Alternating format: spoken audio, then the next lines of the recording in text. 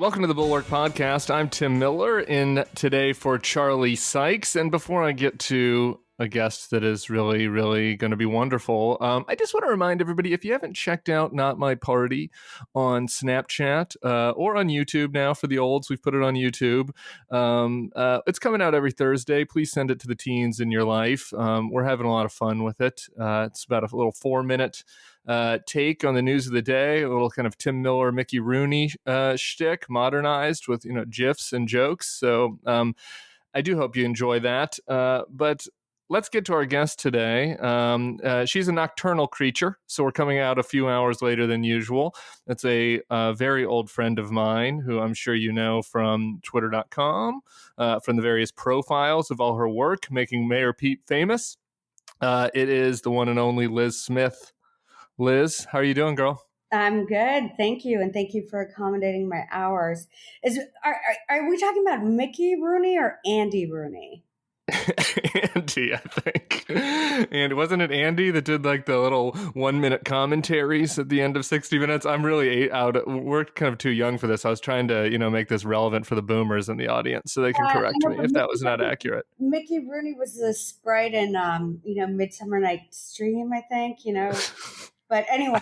I don't have my Roonies confused. And there's a big Bulwark cat versus dog debate. And so, just to kind of set the table here, you're a avid cat partisan and have your cats probably crawling over the computer right now. Yeah, well, I tried to kick them out. But yes, I used to be a dog person, but I like cats. They're incredibly warm, loyal, and loyal only to you. And that's what I appreciate generally in people as well.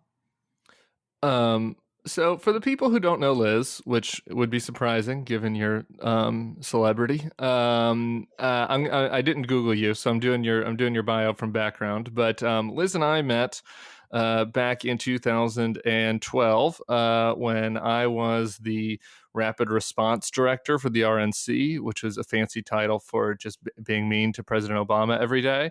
And Liz was the Rapid Response Director for President Obama's campaign. And so we were, supposedly supposed to be rivals. But, we met one evening in D.C. and kind of, I feel like we had a little sort of charming, not quite romantic exchange given my homosexuality, but, sort of a little connection. And so we ended up kind of having a performative frenemieship throughout the 2012 campaign. And you can correct me if you disagree with that assessment, Liz. And then Liz went on to do Terry McAuliffe in the RGA and a bunch of New York City races, and then famously Mayor Pete, which we'll get to in a second. Is that a good summary of your career as a Democratic hatchet woman?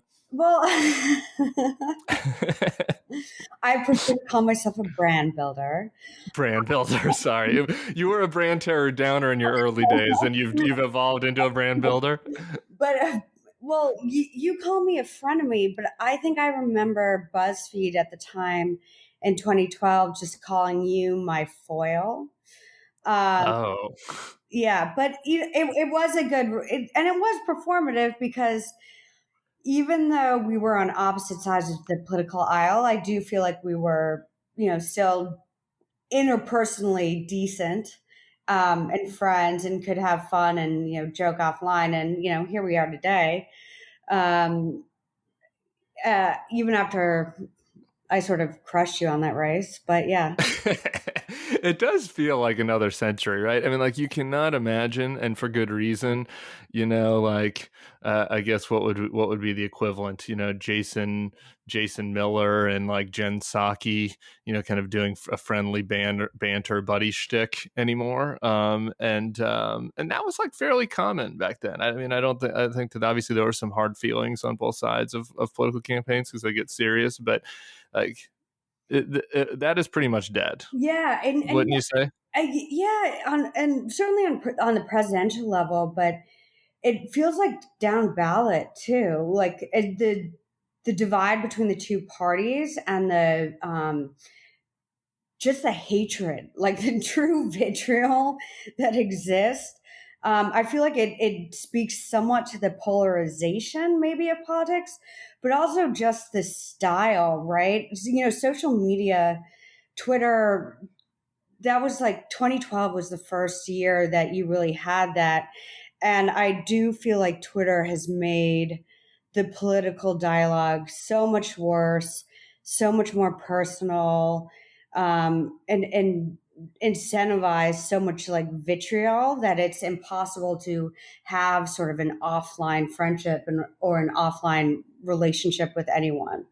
It really was the first big Twitter thing. Like we were kind of putting on it. I mean, and look, I genuinely wanted Mitt Romney to win. You genuinely wanted Obama to win. So it wasn't performative in that sense. But like we were kind of putting on a show for people like fighting on the internet, right? Like inside the Beltway people in a way that was new, right? Like this was not a thing in the '08 campaign. Um, and it was a little bit more controlled, right? Like the other thing, in addition to sort of the degradation of the Twitter commentary is, that Trump brought along with him both, kind of the bots and, kind of the more widespread adoption of, people who are professional trolls literally online as part of it. And then also, Trump himself, like whereas the differences over Obama and Romney were policy oriented, it's more of a values difference between Donald Trump and his opponents. So those are some of the differences, right? But like that was really a fresh thing, right? I mean, there was that time when I went down to troll you at the Democratic convention where I stood outside your little or it was at the Republican convention. I stood outside your press conference and was like handing out mean quotes about Debbie Wasserman Schultz, and like the internet was watching us as if it was kind of like a, like we were the stated combatants. Yeah, I was that the night that Chris Christie gave the keynote and only spoke about himself and never once mentioned Mitt Romney. It was. I should have given the keynote because I was killing it on the internet with my anti-Deborah Wasserman Schultz, handouts that I was passing out, and then Chris Christie stole my thunder. Okay, so we go back a while. I want to move back. I want to move on to Mayor Pete, which I think, and I don't know if I've ever told you this, so I just want to go candid about the beginning of the Mayor Pete race.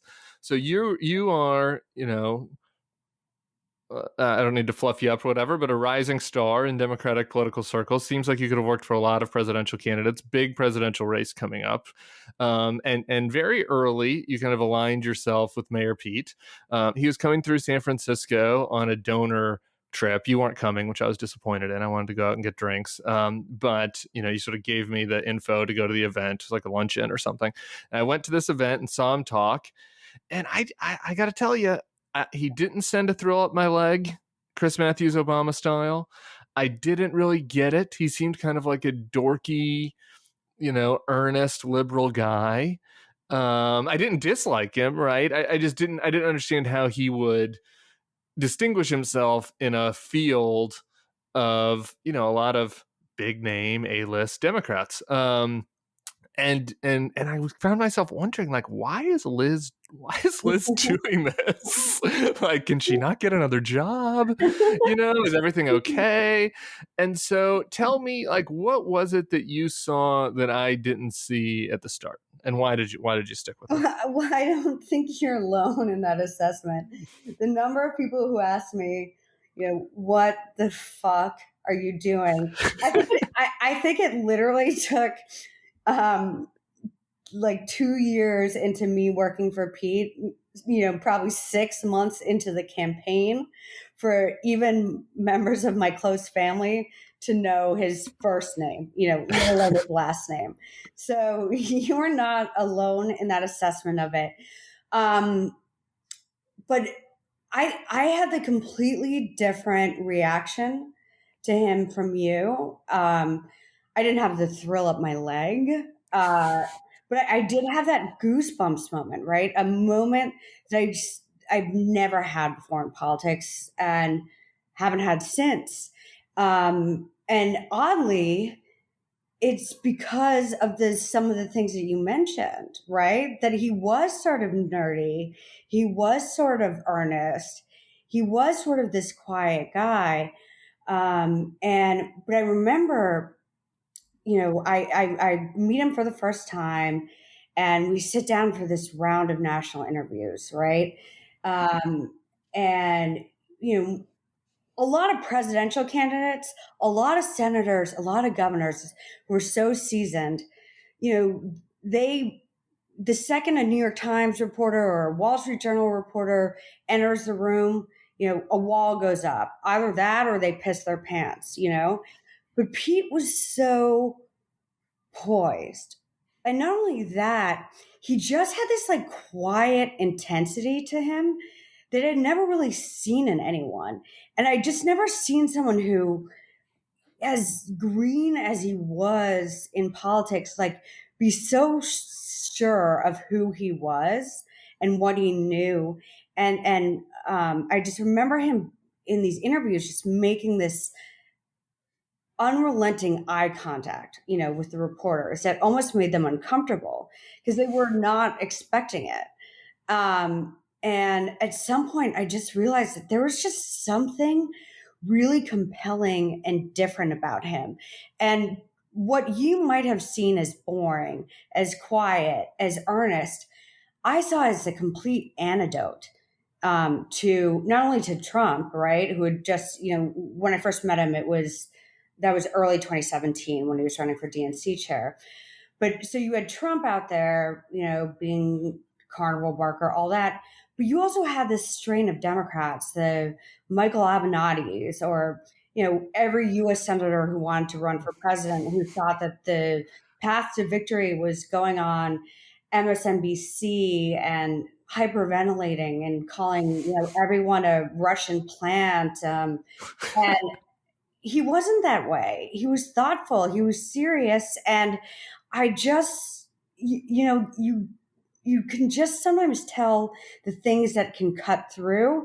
And he wasn't going to be the loudest in the voice, but loudest voice in the room. Sorry.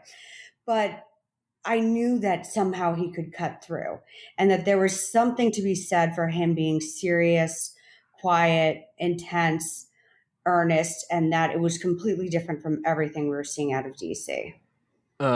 So that first round of interviews was the opposite of my John Huntsman experience in 2012, but that's a story for another day. No. Now I need to hear about that. I just know it was the same. I mean, God love him.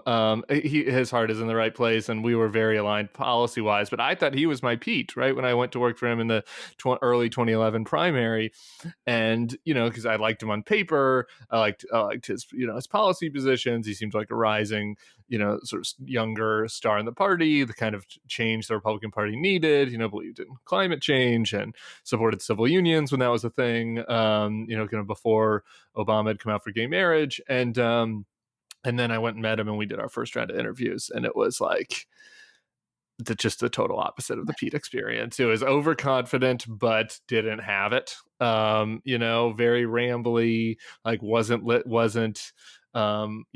able to sort of hit the points. Projected confidence is the wrong word. Kind of projected, like he knew it all, but like was deeply insecure about his answers. You can just sense that, and the opposite of the way that you could sense that Pete was going to turn into Slayer Pete on Fox News. I could sense that Huntsman was never going to turn into Slayer John on CNN. Well, it's a good lesson. Never meet your heroes, and just try to meet a mayor of a mid-sized Rust Belt town, and you'll be set. Yeah, literally, never meet your heroes. Okay, I want to move on to present day, but I have one more Pete question that I think I'm dying to know about. I don't know if people are, but just again, take us back to those early days. So you've already said the F word, I think 7 times in our first 12 minutes of this podcast. You're hard-edged, New York. Pete does Pete cuss? I don't know. You don't need to answer that if you don't want to, but it doesn't seem like he does. He cusses. He cusses on camera, and it's hard to kind of imagine that, but you guys are opposites, right? So when you were first in those early kind of sessions, and you're talking at hyperspeed and talking about crushing the opposition or whatever it was you were saying, and like old sweet Pete and Chasten had to look at you with some like you were kind of like an alien, right? I mean, how did it work in those early days? Like there just is such a drastic difference in your persona and theirs. Yes, yeah. Pete and I on paper are probably pretty different. Temperamentally, probably a bit different, but the thing that I've found in politics, like this sort of magic formula, is when you sort of have this yin yang thing, when you can balance each other out, when you can have someone who's a little louder, someone who's a little quieter. And I think having a team, the best campaign teams I've worked on are campaign teams where you have a balance of personalities, a balance of perspectives, a balance of backgrounds, a balance of diversity, all of that, right? If Yeah. Pete were just working with someone who had the same demeanor as him, the same background, all of that, then, you know, it he needed someone sort of to push him out of his natural habitat, right? And I maybe needed someone who could also sort of rein me in and Yeah. put me in what should be a natural habitat, right? Maybe put me in a little bit of a cage. But the chemistry that you have with a candidate, even if it's the opposites, that's what I think brings out the best in politicians is being challenged, having people around you who have a different perspective from you, having people who are, able to push you, but where you're able to push back. And, it's not that I think that I just, help make him better at his job and, opened his eyes to sort of this being bolder about the media atmosphere or what you could say or whatever. But he made me better too at my job, right?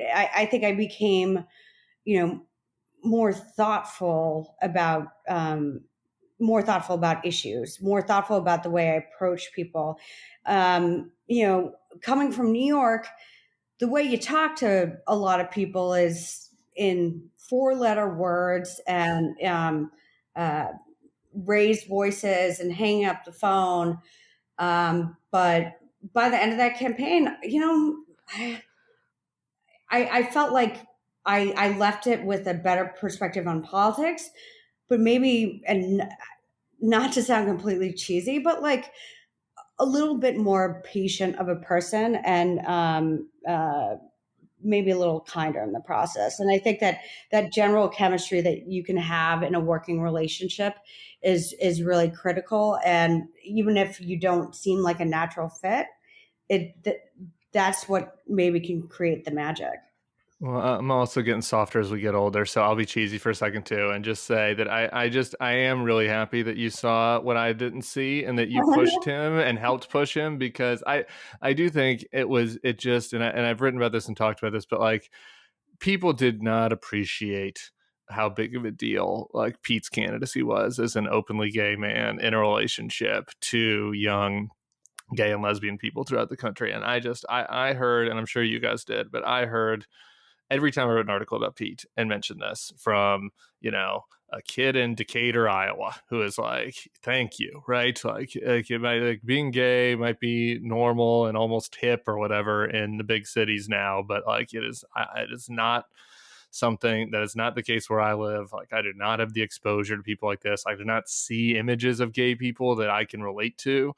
And I just think Pete made a big difference for that, in addition to obviously all the other policy issues that he pushed forth and all the other stuff. But I just think that in itself was super important, and I'm so happy that he did it and that you did it. So Yeah, there's my cheesy but moment. but I think that is I think that's part of what it was for me is I've worked on 20 campaigns and some of them have been historic in their own ways, but there was a sense, that this was different, that this was groundbreaking. And just the weight of it, the heaviness of it, seeing it weigh on him, being at those rope lines, right? Mm-hmm. And seeing, whether it was a 13-year-old girl, come up to him and say, I had been having suicidal thoughts and seeing you speak, it's changed my life. Or seeing, in rural Iowa, an elderly man just come up and just whisper in his ear, Oh yeah, and, so many. I got so many of those and, too. and just and tears just going down his face, and saying how never in his life had he ever had the courage to come out.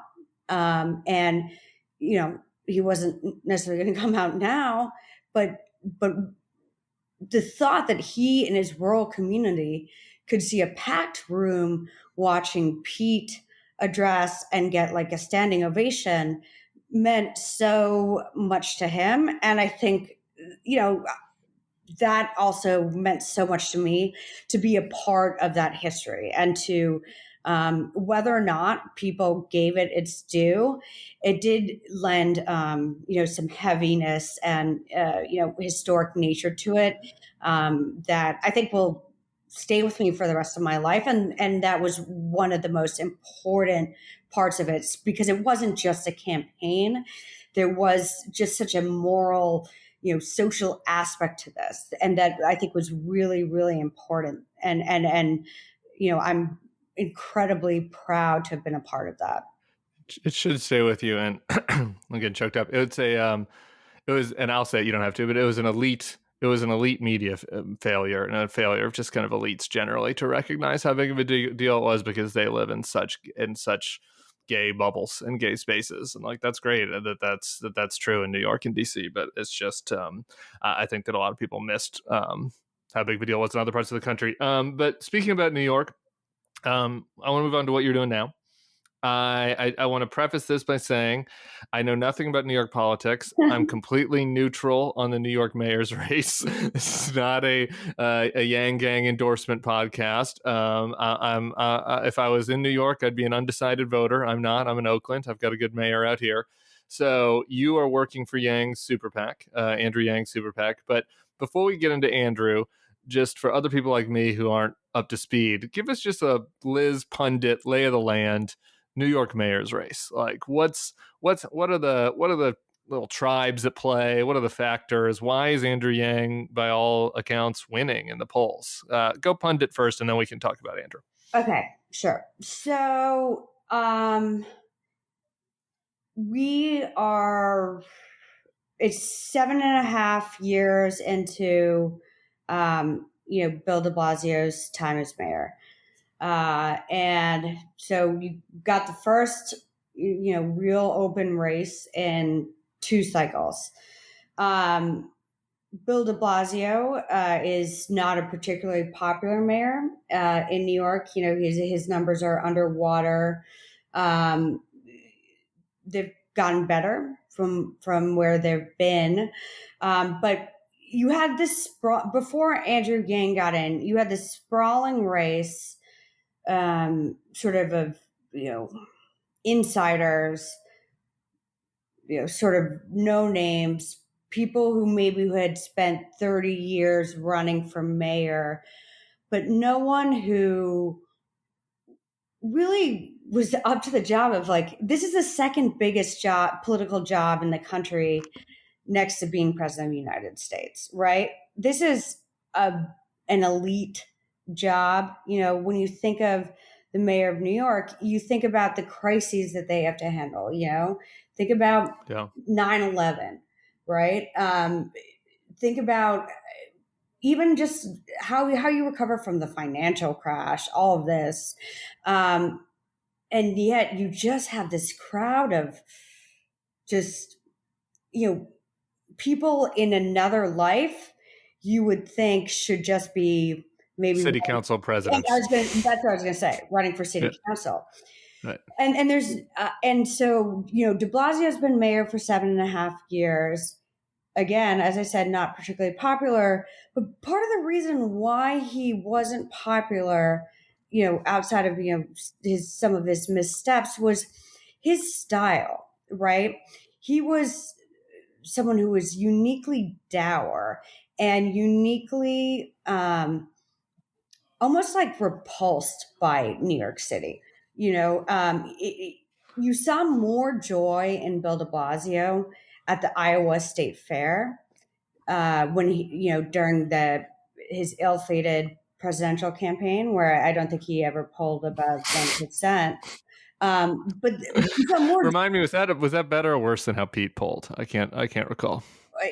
well, The mayor of South Bend. yeah. Well, I mean, Pete polled won in the sense that he won the election, but the caucuses, but De Blasio always felt like so aloof, like he wanted to be anywhere but here.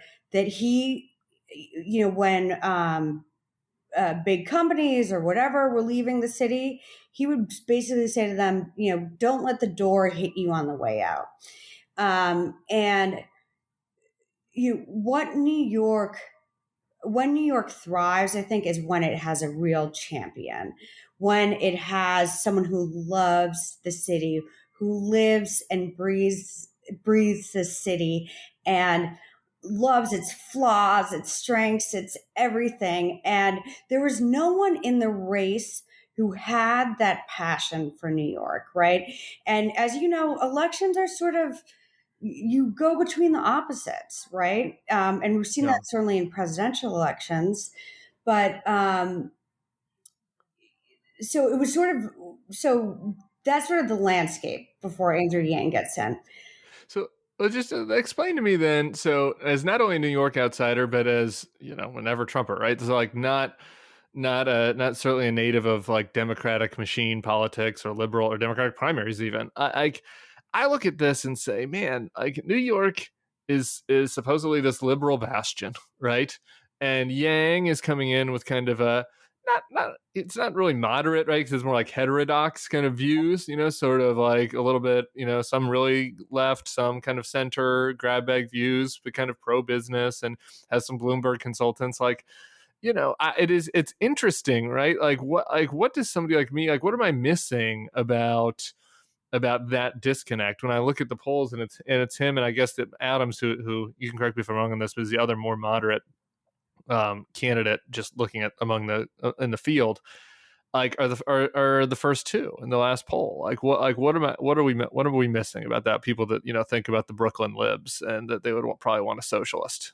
Right. Well, which is that the Brooklyn libs that you talk about. I mean, I think more Brooklyn DSA types. They are folks who are very loud on Twitter. Maybe very loud in the online space, but not a huge part of the voting bloc. I think the New York electorate is diverse in every way, right? It's diverse racially, it's diverse religiously, it's diverse economically, but it's also diverse in terms of political views. Where, yes, there are Republicans here. There's not going to be a strong Republican candidate, right, in the general election here. But within the Democratic Party, you do have socially conservative people. You do have economically conservative people. Obviously, New York has a huge Latino population. And I think one thing that and when I say Latino, I don't say that as a monolith, right? It's right. A huge Dominican population, huge Puerto Rican population.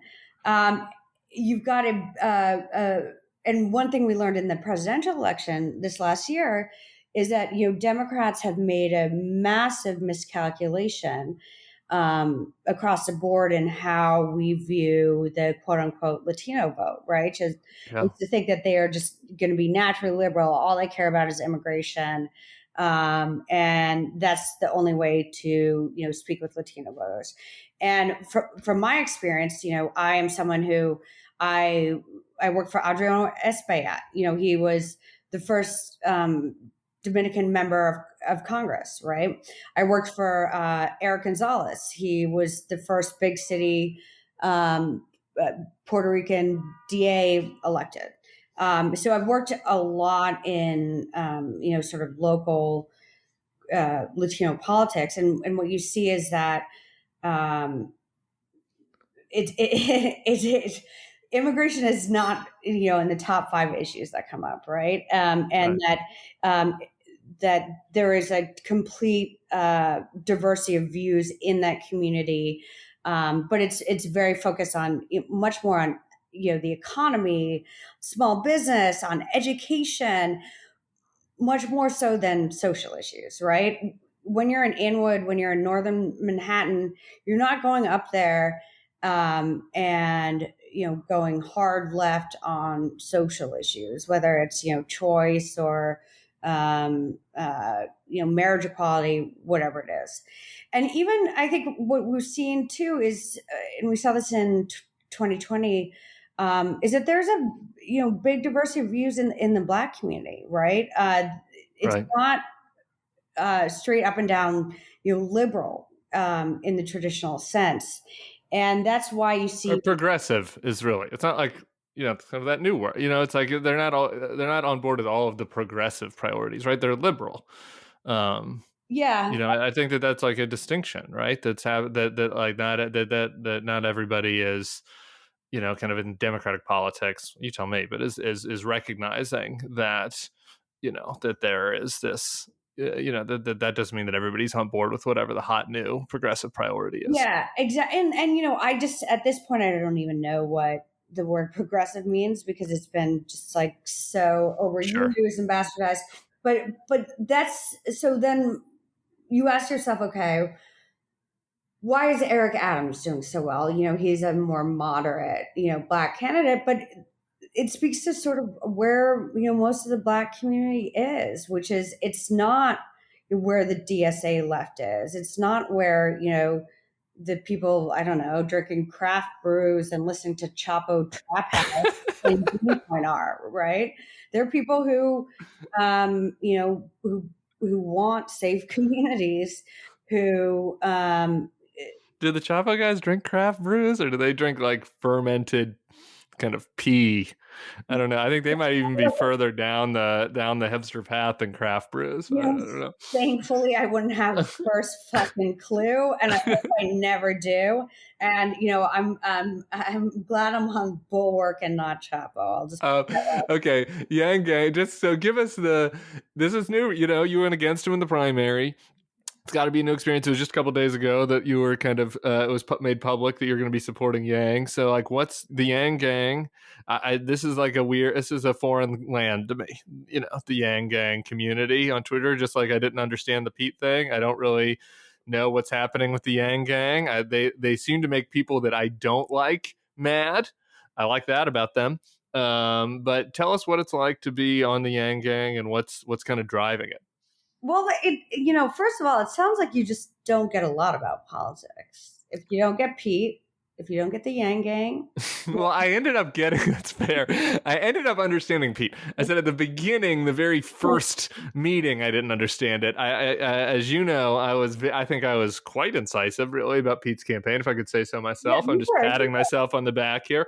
The Yang Gang, I guess what I meant is I understand the appeal of Andrew. What I'm saying is I've not dove head deep into this sort of Yeah. internet to meme world that the Yang Gang lives in. Sort of sometimes it comes across my transom, but you have now had to dive into the deep end and like what is this is like a really passionate group. Like what is it that's driving that? Do you think? What is it that Andrew has tapped into? Yeah. Well, so I remember the first time meeting him.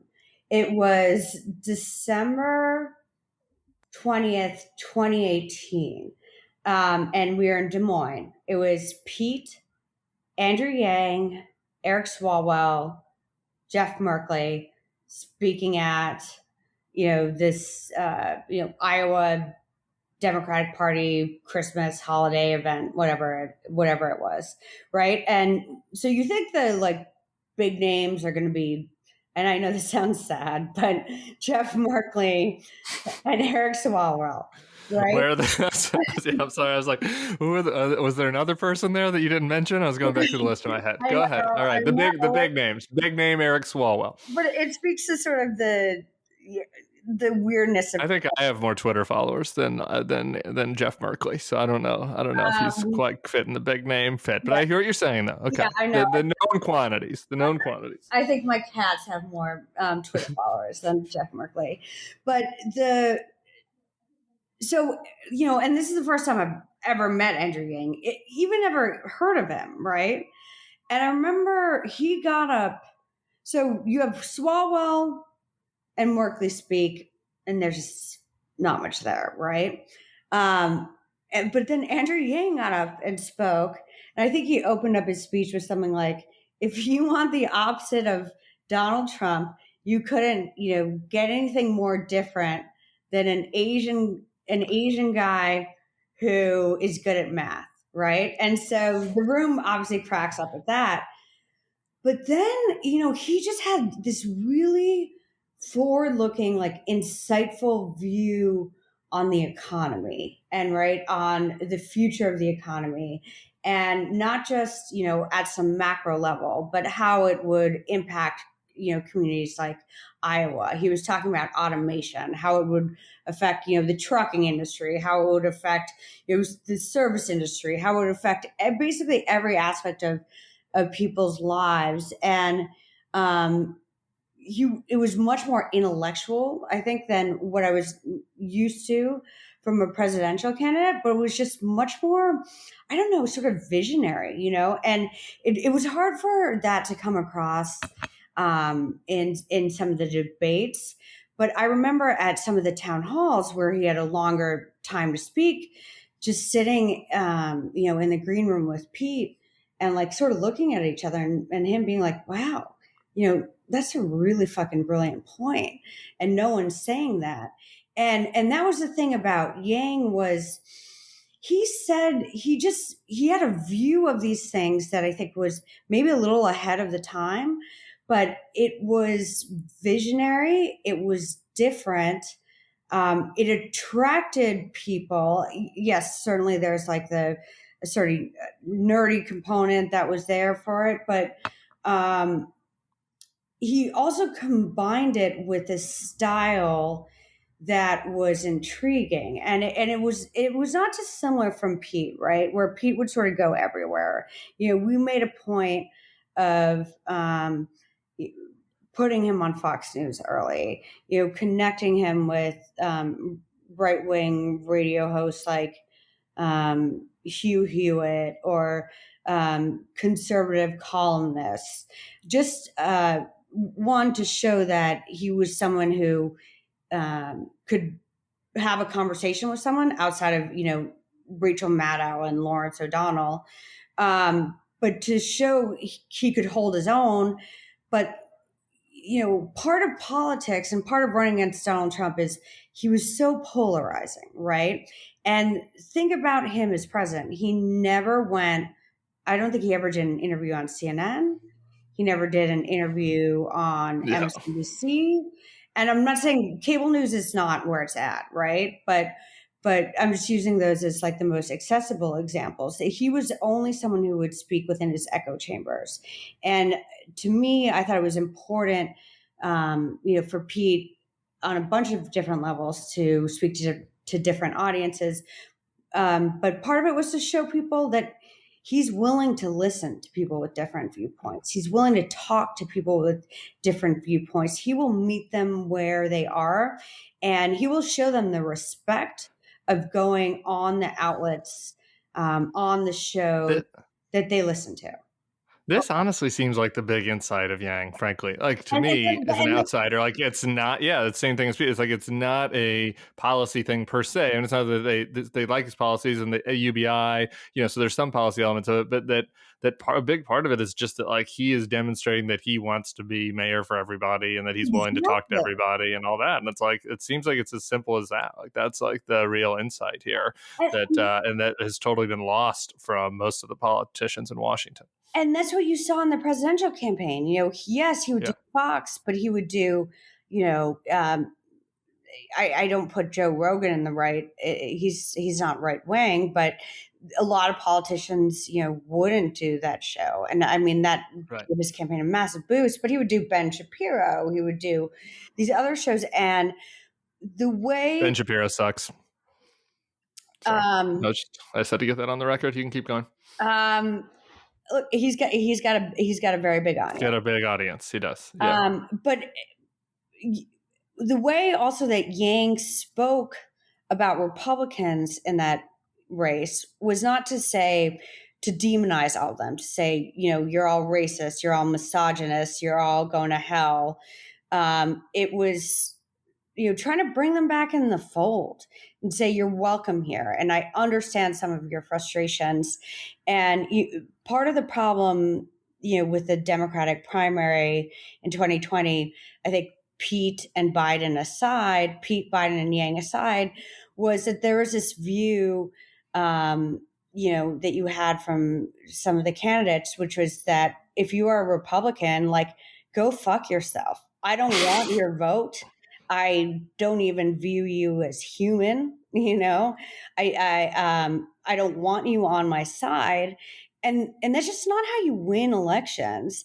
And that's certainly not how you heal a divided country, right? And I think that's And by the way, can I just add to this? It's also not how you get left-wing stuff accomplished. And by both Pete, another huge key insight of the Pete campaign, this is true of Yang and Biden, is they are able to support and pass really pretty far left policies, like more to the left of stuff Obama was doing and Hillary was doing, and have Republicans that didn't like Obama and Hillary support them just because their presentation is one of saying that I want you to be part of my team, right? Like politics is sometimes as simple as that, right? Like Biden has a lot of leeway. We talked about this yesterday with Perry Bacon, to like do lefty stuff and not lose, swing voters and never Trump voters, because he is just including them as part of the team, right? And talking about uniting the country. And that bugs some people on left Twitter, but like it is actually giving him a lot more room to do lefty stuff. I think that would be true of Yang as mayor too.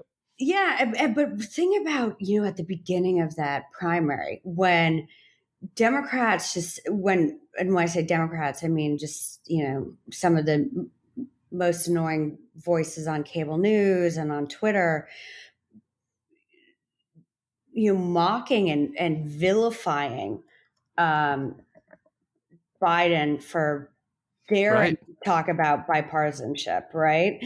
And who's laughing now, guys?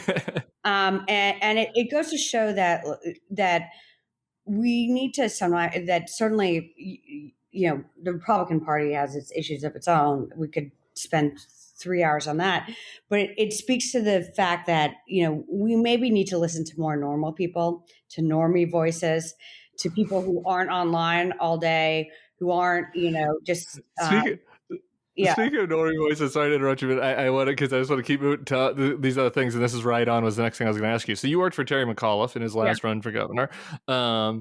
Here's again another one. So I wrote about the Virginia governor's race recently, and how even the normie Virginia Republicans, quote unquote normie, I'm saying that in the sarcastic way now, like the business guys like Pete Snyder and Glenn Youngkin, are like basically running as pro-coup Trumpists, right? Like, or at least maybe not pro-coup, but like support the big lie. There's all this voter fraud. I love Donald Trump, and they're like the most moderate candidates in the race.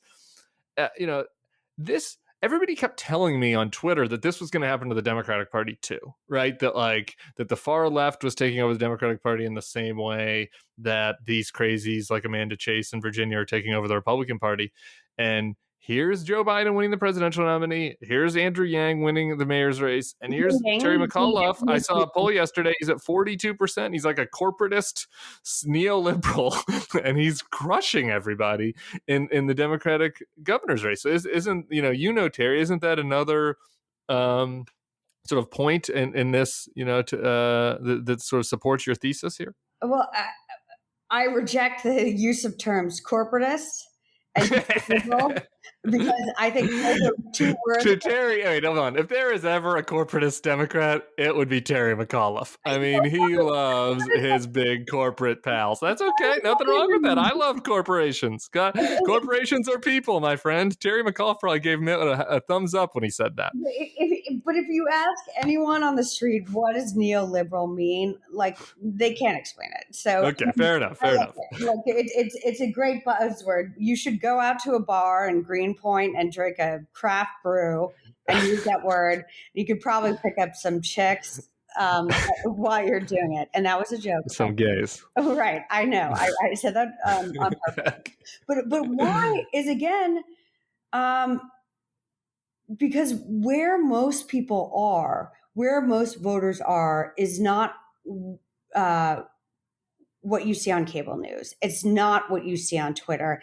And I feel like sometimes that uh, the modern news industry, social media, it has created this sort of false perception of politics, right? Which is you're either on the far left or you're on the far right. Most people are somewhere in the middle of all of that. They don't want endless conflict. They don't hold these completely rigid ideological views that put them at the edges of the party. They just want people who can get things done. They want people who are enthusiastic leaders. That's one thing I think Yang has for him, is he understands that what New York needs, right, is not just a mayor, but sort of like a spiritual, moral leader, a cheerleader to bring us out of COVID. And the biggest thing I learned working for Terry in 2009, he didn't win that election, right? But people always said, "Oh, he's too fun," or "He's not serious enough." He's the macker. He's got this big personality, but is he actually serious?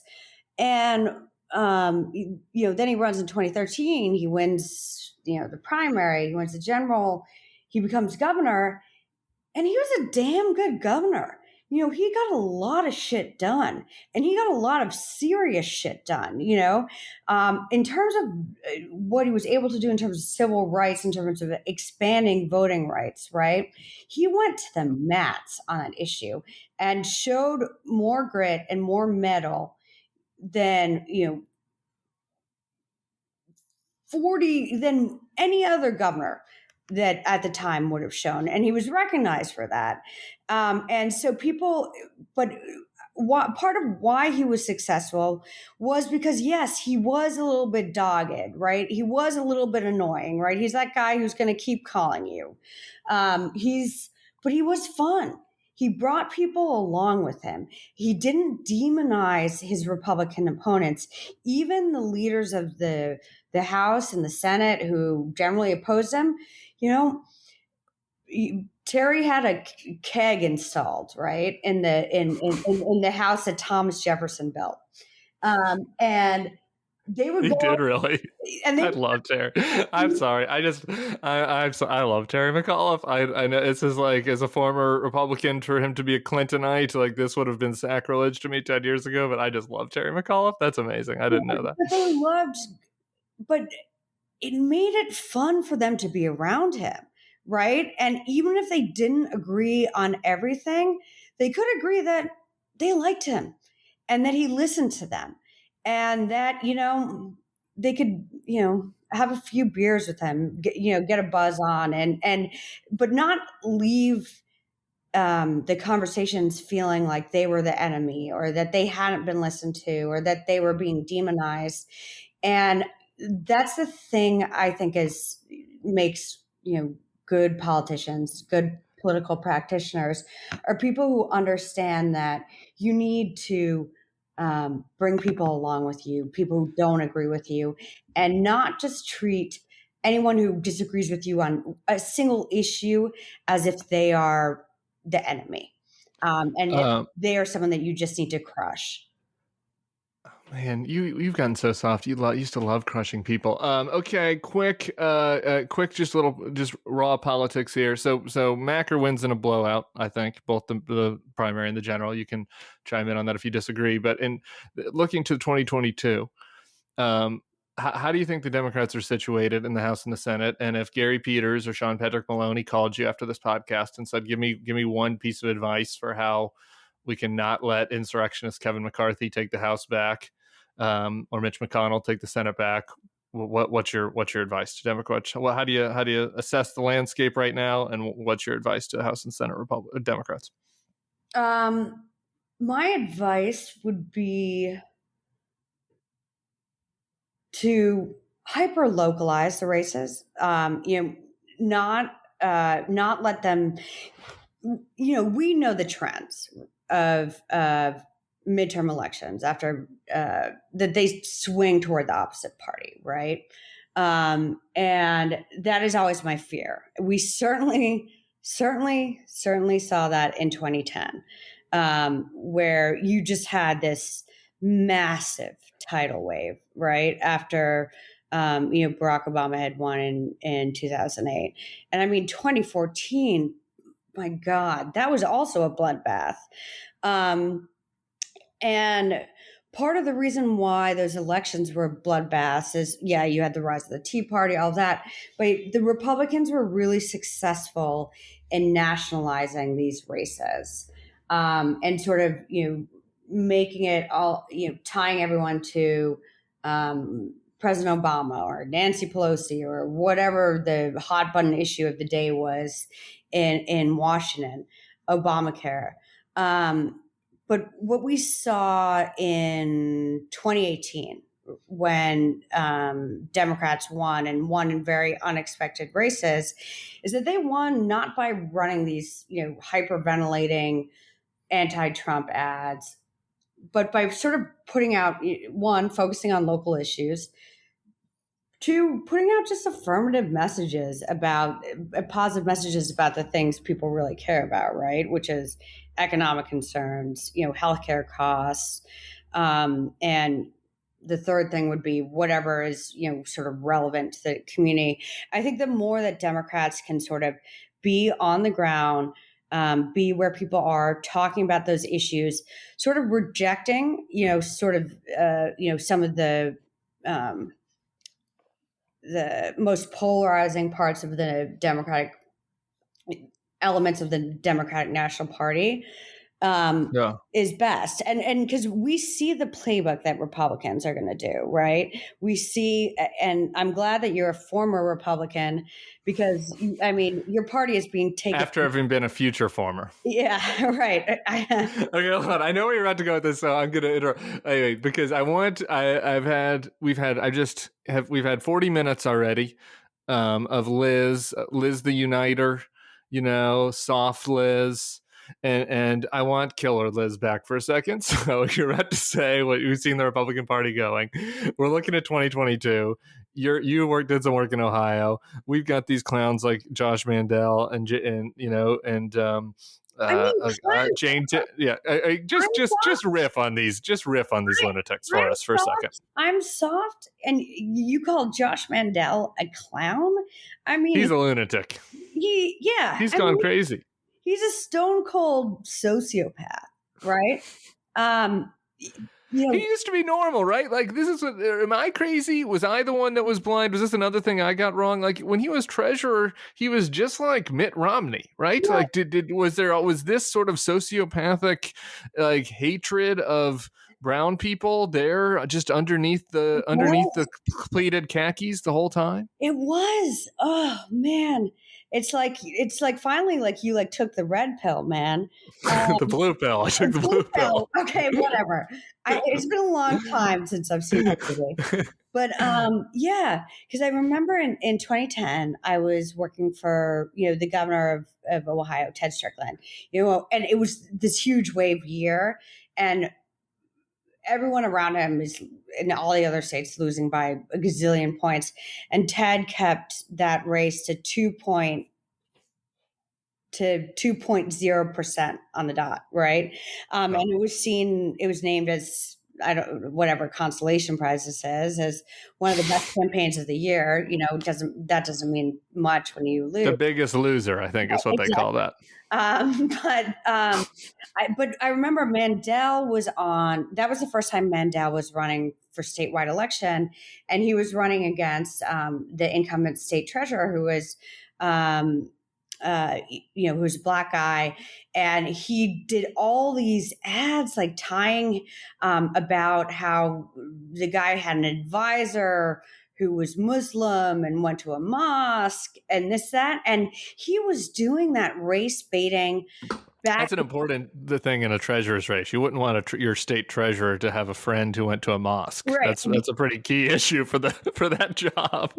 But I remember even in 2010, where there's a lot of like ugly stuff going on in campaigns in Ohio, that stood out to a lot of people as just like really below the belt. It was race baiting. It was it you know it was just it was just a little disgusting. It was distasteful. Seeing him win was like, it was whatever the opposite of a moral victory was. And then you see him go on to run against Sherrod and get spanked, and then try to run against Sherrod again, drop out, and now he's running as like, if you morphed the worst parts of like Donald Trump, Josh Hawley, Pat Buchanan. I'm trying to think of who the worst figures in your party are, but basically that, and he's background. It's a long list these days. Yeah, background wise, you wouldn't necessarily think he would be that, but it's like, there has been such a dumbing down of the Republican Party and the Republican discourse that I think should be very embarrassing to people, right? You had senators like Voinovich, right, in Ohio. There's no embarrassment anymore. And you had senators in Missouri, right? Like, not a huge fan of him, but like Danforth, who at least, I don't know, it had a modicum of decency and intellectual heft to him. And now there's a good chance. And now you got Holly there. And now speaking of stone cold sociopaths, now Eric Greitens could join. And can you imagine like what those delegation meetings are going to be like with Josh Hawley and Eric Greitens?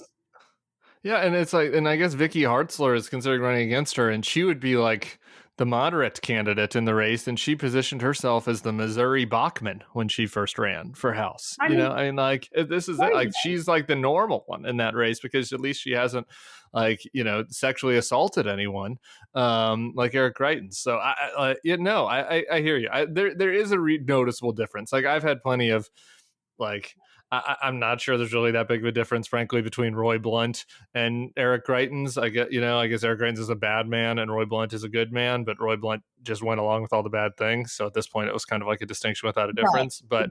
But going back to the Voinovich and Danforth era, there is absolutely, it's a real degradation. And like the people who were under the impression that like Trump was this sort of outlier, there's kind of a divide among us never Trumpers, among those who like thought Trump was an outlier and is like he's a uniquely bad orange man, versus the fact that it's a sign of a entirely corrupt tree.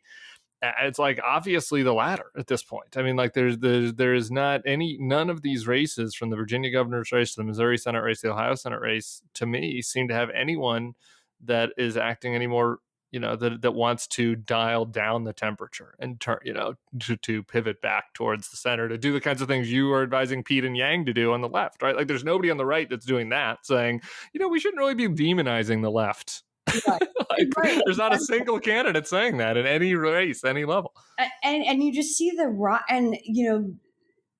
and there is outsized attention sometimes spent on some of the members of the House on the Democratic side, and so I don't want to show that outsized attention to some of the folks on the right, but you do have these Congress people who recently elected, and it's like people who did embrace these like dangerous conspiracy theories, people who sort of make a point of like, always, I don't know, packing guns, I guess, because I don't know, makes them seem tough or something like that. But when they speak, they say nothing of substance. There is like literally nothing there except this idea that like of owning the libs and like fuck your feelings. And there's I would just, and I know that John Boehner's out with this new book, and he fuck him. I'm sorry, Charlie. Charlie wants to have him on the podcast, so I hope he doesn't listen this long into this podcast, but I just can't. Are you kidding? He voted for Donald Trump. Anyway, go ahead. Yeah, he did. And you know what? He can say, "Oh, well, I wasn't prepared for this 2010 crowd of these like Looney Tunes getting elected." And it's like, well, I didn't see him try to do anything to stop it. I didn't see him really try to do anything to rein it in. I like the fact that he cusses, that he, drinks heavily, that he, smokes, and That he doesn't like Ted Cruz. that he hates that, like, I think the only thing that unites Americans of all political, religious affiliations is that, Ted Cruz is a pox on humanity. But like beyond that, yeah, I don't think that we need to be, lectured by John Boehner on anything. I I do think though that, like, if you had him on the pod, that's a guy that probably has some dirt. That's true. Give him a nice bottle of red beforehand, and just get some of that dirt, because That's true. I bet he, give him a pack of Marlboros, a nice bottle of red, and you can probably get some good stuff out of him. And I hope he comes on. My point is, like, I'm just not impressed. Just speaking for myself, and I get annoyed by how gullible the lefty media is in, like, quoting his book and doing his book promotion for him when, like, he voted for Donald Trump in 2020. Like, okay, I voted for Donald Trump in 2016 was really bad. Okay, but he watched him for 4 years. He watched all of the heinous stuff. We don't need to list it all. Everybody here knows it all. And then said, yeah, I'm going for that guy over Joe Biden, over kind of inoffensive center-left Joe Biden. So anyway, enough of Boehner. I have one heavy. Go ahead. I have one heavy topic before we leave. So if you have any other rants, sort of any quick five. Can I say one thing though, just about the Boehner thing? Yeah. Is to me, what it highlights is like this sort of thirst for like anyone who seems vaguely normal as a Republican anymore, right? And we've seen that with sort of the rehab and the resurgence of George W. Bush, right? Even in sort of Democratic circles. I mean, I'm sure you have a prayer candle with him and, a signed portrait of him in your apartment. But keep in mind, like, Biden just announced 2 days ago that 20 years after the fact, we're finally getting out of Afghanistan. And, to me, one of the reasons why I really got involved and passionate about politics was because of what I saw as the atrocity of the Bush presidency. And it was on a policy level, though. It wasn't that he was going out, and I can give him some wins here, right? Like, I think how he handled the aftermath of 9/11 with the war in Afghanistan, Iraq, it was a tragedy. It was an abomination. I think it screwed over a generation. It led to untold losses in life, both here and abroad. Whatever. I could go on that liberal rant forever. But you also remember that in the days after 9/11, he went to a mosque and he said, our war is not with Islam. This is not a war with Muslim people. We cannot have Americans turning, against our Muslim brothers and sisters, right? This is a war against extremists. And you could never in a million years imagine Donald Trump doing that, right? Whenever anything happened, he was... Or any one of these mini Trumps, by the way. Any of them. None of them. Any of them. And so, I don't have many nice things to say about him, but like the fact that he did show, a modicum of decency and in that moment, that leadership of being willing to do that, I think was really important, because we were seeing this rash of, anti-Muslim violence across the country, people going into, stores and just, shooting, killing people, behind the register for no, and people who weren't even Muslim, but people just looked Muslim. But for no reason except because of 9/11. And it was really important for Bush to go out and to say, you know, stop this. We are not at war with, with these people. Whereas Donald Trump, is sitting there, eating a Big Mac, watching these people just like storm the Capitol and like doing nothing, not even lifting a finger. His vice president's in there. And, um, uh, he stoked the flames of that. He stoked the flames of hate and division. And so that is why I think people are willing to give maybe more of a pass to a John Boehner, give more of a pass to George W. Bush, because even if they were cynical, even if they had bad politics, even if they were really destructive for the country, in my view, they weren't fucking psychopaths, right? I like that Big Mac dig. You still got it, Liz. You haven't gone totally soft. Before I get to my last topic, I just two fact checks here. One on me and one on you. Jeff Merkley does have more Twitter followers than me, actually, so that was a mistake. I apologize to Jeff Merkley. He has 500,000. There's this sort of groundswell of Jeff Merkley popularity out there that's blind to us. And I've been corrected on this before, Liz. You used the word dour earlier. Apparently, it's pronounced dour. No, which seems absurd to me. I know this seems absurd to me, but apparently the correct pronunciation is dour. Me and Charlie talked about it. I've received multiple emails. I'm going to fact check that fact check. It's dour, okay? Maybe in Long Island it's dour, but apparently it's dour is the correct pronunciation.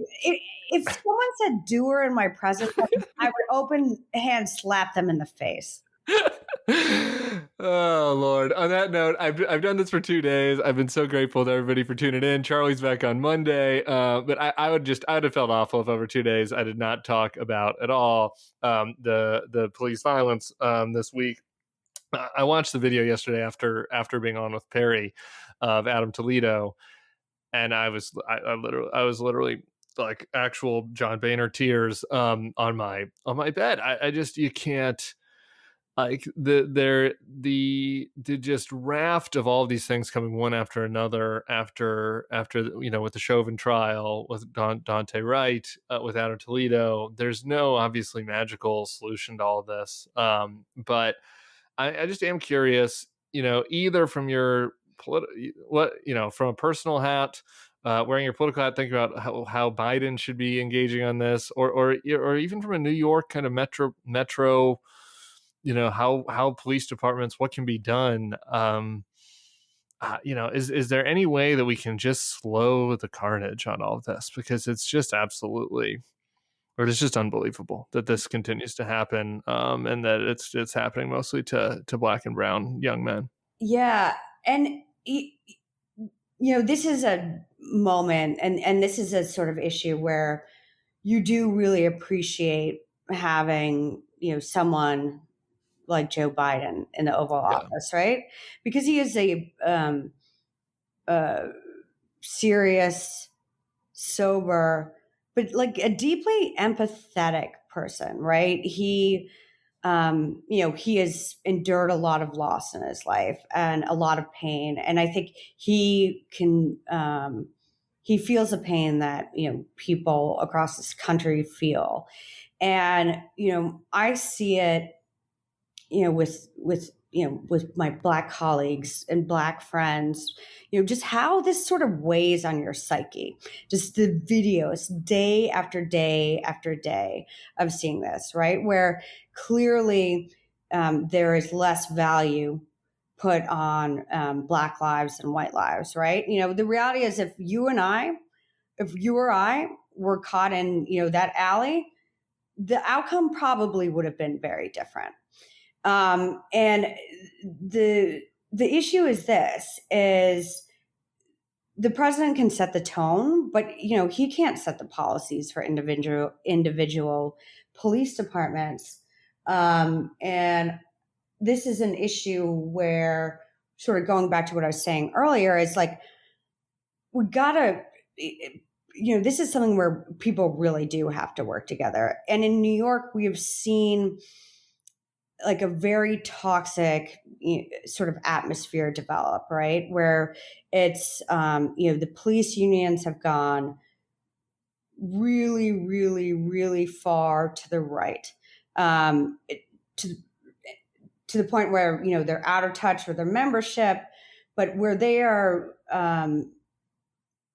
not listening, to the community, right? Not listening to people there, and as a result, like not doing the best job of policing.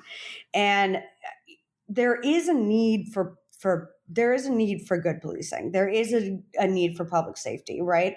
We've seen this Hmm. massive spike in shootings in New York over the last year, and again, they are largely in communities of color. It's not in the West Yeah. Village where I live, and so there is a need for good cops, for good police officers, and I think it starts with, there's no easy answer, but changing the culture of policing, increasing the dialogue between police and community. And I know it sounds like a buzzword, something that you say forever, um, but also having a mayor who's willing, I think, to show a little bit of a backbone on this, right, and to show some leadership.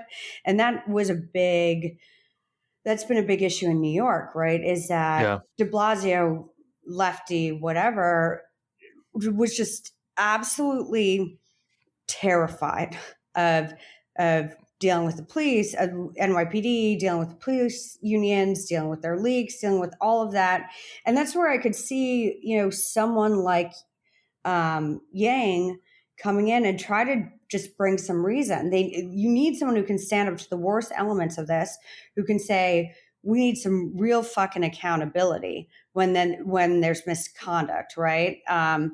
Uh, and just work to, I don't know, to build trust. But like the reality is this goes so much deeper than policing, and Yeah. that it goes to real deep systemic issues, and it's nothing that is going to be changed in the next 4 years. And but hopefully we see some progress on it in our lifetimes. But uh, I mean, it goes to just the amount of guns. I'm working on something about this right now. There's just the sheer amount of guns, and you just look at the Adam Toledo situation, and like there's just no reason for, in a different world, in a different universe, where this guy isn't in Chicago, where there's all these shootings, and if he's in London, like he's not worried that this 13-year-old kid is going to flip a 180 and start firing bullets at him, right. and so it just never happens. It just doesn't happen. Like that doesn't mean that there wouldn't be still racial issues and racial, and all of these other issues that you're talking about, but Yeah, that this video is just like, it's like, how can you even, you just have to start changing the culture to start minimizing this, because I just think about his parents, and it's just unbelievable, I like that mean, a 13-year-old can 13 be in years this old. situation. Yeah. Yeah, but and then it's like I was reading the other day, a 12-year-old in Brooklyn was shot and killed, right? And it Yeah. doesn't necessarily make the national news, but um, there is, on top of everything, there is the gun issue, right? And in New York, we Yeah. have like the toughest gun control laws of any state in the nation, basically. But there is like this pipeline of illegal guns coming to the city that creates all of these issues. So it's complicated. There are a lot of cross-cutting issues, and I just hope there are a lot of big things coming up soon with the Yeah. with the Chauvin trial, with all of that. And we could be in for rough times, but I think now more than ever, and these issues I think really highlight sort of what we're what is at the root of our conversation: politics, and Yeah. what good politics is. And good politics and good politicians are people who bring people together, who unite people, who put out flames rather than throw gasoline on them. And Biden, I think, is a step in the right direction. I think, a good new mayor here could be there. It's going to take a whole new generation of people to do that, but it's only through like really good leadership that I think that we're going to be able to change some of these really tough issues. Thank God for Joe Biden, and I agree with that. And my last thought on this is, by the way, there was, people speaking out matters, right? Like there's all these things coming up, and I hope that there will be more, that we can see another round of people peacefully out in the streets speaking out for Adam Toledo and George Floyd's life and others. And we saw doing RVAT last year in focus groups. Actually, this was an issue that did cross party lines. Like there were, older white conservatives in our focus groups were. I was surprised. I was really encouraged and surprised by this. Were motivated by the video that they saw of George Floyd. They were horrified by that. They were motivated by their kids and how passionate their kids were about this, being out and speaking out. And so like this can be an issue that people can speak out and rally around. And there's a lot of risks that then get associated with that, and then everything gets mucked up. With Donald Trump throwing flames on the fire and Lafayette Square, and then violence in communities and. But hopefully it can be a moment for people speaking out and coming together. Liz, I'm just so grateful for you doing this. Thank you. I will see you on our text message chain. Charlie will be back on Monday, everybody, and he won't do this all over again. He'll do whatever it is that Charlie does. We'll talk to y'all later. Peace.